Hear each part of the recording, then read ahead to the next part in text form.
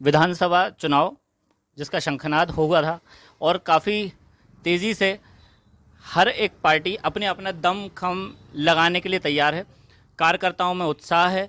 पार्टियां अपने लेवल पे अपनी तैयारियां कर चुकी हैं, अपनी तैयारियों में चल रही हैं। प्रत्याशियों का धुआंधार जनसंपर्क शुरू है और उसी बीच में हमारे साथ इस वक्त मौजूद हैं शिवाकांत पांडे सर, जो कि जिलाध्यक्ष कांग्रेस पार्टी, और बहुत बड़ी जिम्मेदारी, क्योंकि जैसे ही आप अध्यक्ष बने हैं और तुरंत विधानसभा का चुनाव उनके सामने, और प्रत्याशी भी यहाँ बिल्कुल अगर देखा जाए तो neck to neck position.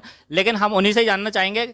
Sir, सबसे पहले तो आपको बहुत बहुत बधाई कि आप जिलाध्यक्ष पद पे आए हैं। जी जी, धन्यवाद। और सर, सबसे पहला मेरा सवाल, सबसे पहले जानना चाहूँगा, अभी जिस तरीके से रणनीति बना रही है कांग्रेस, या जिस तरीके से रणनीतियाँ चल रही हैं, अभी क्या रणनीति होंगी? क्योंकि काफ़ी कुछ मुकाबला जो है वो काफ़ी रोचक हो चुका है।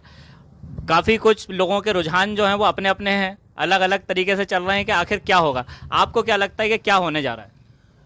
हम लोग होशंगाबाद जिले में 4 में से 4 विधानसभा सीट जीत रहे हैं और खासकर 137 इटारसी होशंगाबाद पे हमारा विशेष फोकस है, क्योंकि ये सीट हम पिछले 33 साल से हार रहे हैं। तो हमारे कार्यकर्ता और संगठन और प्रदेश का संगठन वो बराबर इसमें फीडबैक ले रहा है और हमारे कार्यकर्ताओं का उत्साह देखते हुए ऐसा लगता है कि हम ये सीट भारी बहुमत से जीतेंगे।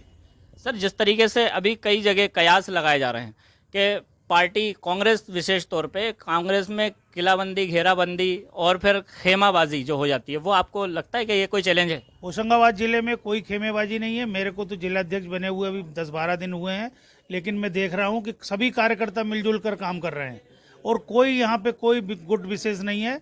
हो सकता है बाहर गुट हों, लेकिन होशंगाबाद जिले में उसके नाम कोई गुट नहीं है। सर, जिस तरीके से बताया जा रहा है, क्योंकि कांग्रेस ने भी जो प्रत्याशी उतारा है तो वो भी विगत कई वर्षों से यहाँ काबिज रहे हैं, परिवार काबिज रहा है। परिवारवाद की काफ़ी बात हो रही है कि एक ही परिवार क्यों, तो आखिर ये कोई चैलेंज है, आपको लगता है? नहीं, परिवारवाद यहाँ कोई चैलेंज नहीं है।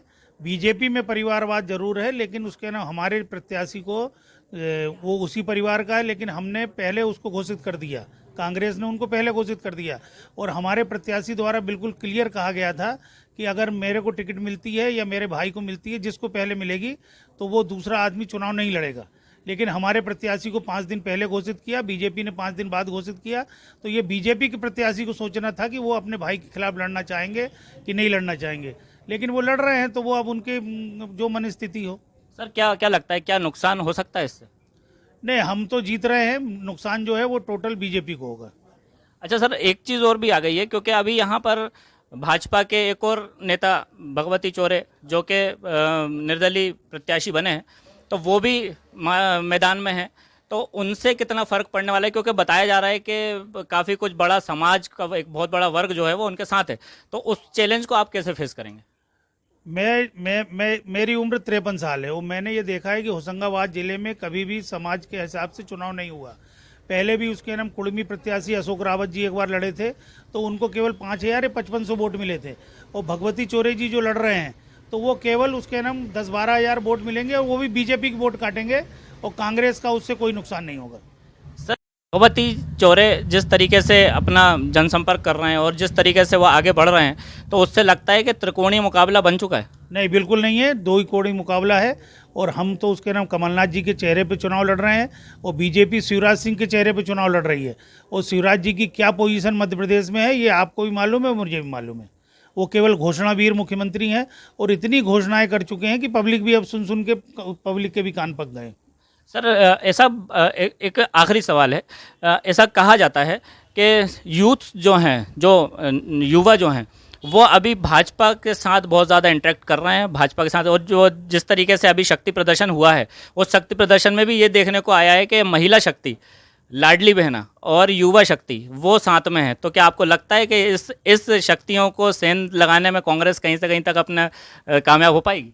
नहीं, कांग्रेस में युवा जुड़ा हुआ है। 33 साल से कांग्रेस हार रही, इसलिए कुछ युवा वो है, लेकिन हमारा युवक कांग्रेस और एनएसयूआई का संगठन भी बहुत मजबूत है। महिला कांग्रेस का भी संगठन मजबूत है। और आप देख रहे होंगे कि अभी हमने जब हमारा प्रत्याशी नामांकन भरने 30 तारीख को गए, तो एक्चुअल जो कांग्रेसी था वो होशंगाबाद पहुंचा है।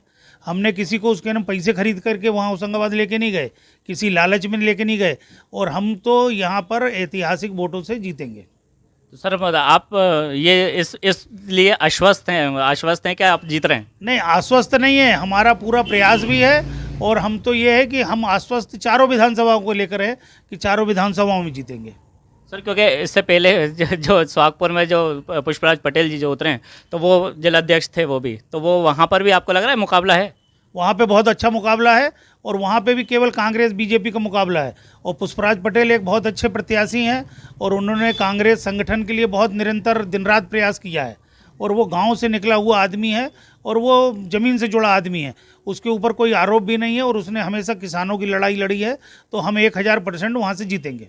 सर सिवनी की भी थोड़ी सी बात कर लें, क्योंकि सिवनी में भी अभी जो जिस तरीके से माहौल बना है, ओम रघुवंशी जो हैं वो निर्दलीय प्रत्याशी बन के सामने आ गए हैं, अब वो मुकाबला काफ़ी सख्त हो गया है। आपको लग रहा है कि वहाँ पर भी बहुत बड़ा चैलेंज है, क्योंकि वहाँ ये चीज़ कही जा रही है कि इस बार जो मुकाबला है वो बिल्कुल नेक टू नेक है?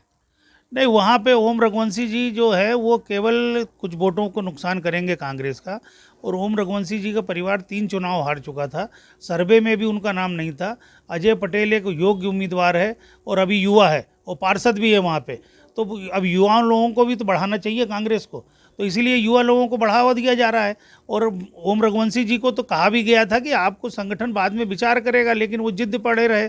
मैंने भी उनसे बात करी थी, लेकिन वो नहीं माने, तो अब जैसा उनको है, लेकिन वहाँ पे कांग्रेस विजयी होगी। जनता से क्या अपील करेंगे सर? जनता से ये अपील करूंगा कि 17 तारीख को अधिक से अधिक मतदान करें, और एक दिवाली 12 तारीख को है, और दूसरी दिवाली कांग्रेस 3 दिसंबर को मनाएगी, और कमलनाथ जी को ऐतिहासिक विजय दिलाएं। कमलनाथ जी का विजन बिल्कुल क्लियर है, आप देख रहे हैं कि उसके नाम होशंगाबाद ज़िले में हर जगह इस समय भारी उत्साह है कांग्रेस कार्यकर्ताओं में। तो ये थे जिलाध्यक्ष जी, जिनने के काफ़ी कुछ बातें साफ कर दी हैं कि किस तरीके से रणनीति रहेगी, किस तरीके से कांग्रेस इस चुनाव को ले रही है और किस तरीके से आगे फाइट करेगी। ताज खान, खबर भारतवर्ष, इटारसी। अपने शहर, अपने प्रदेश की ताज़ा खबरों के लिए लाइक करें, शेयर करें, सब्सक्राइब करें, और हाँ, बेल आइकन दबाना ना भूलें, क्योंकि खबर हमारी, फैसला जनतंत्र का।